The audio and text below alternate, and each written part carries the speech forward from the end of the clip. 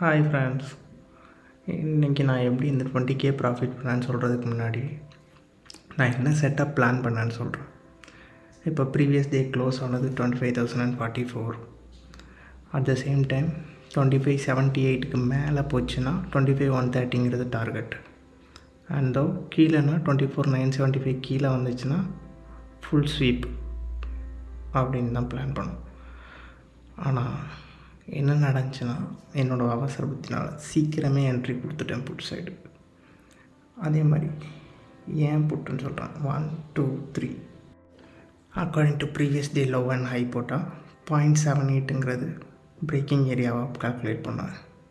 But இது upside break பண்ணதில் என் செட்டப்பையே மறந்துட்டு நான் பாட்டுக்கு புட்டு எடுத்து ஹோல்ட் பண்ணி நியர்லி 26K மார்னிங்கே லாஸ் பண்ணி வச்சிட்டேன்.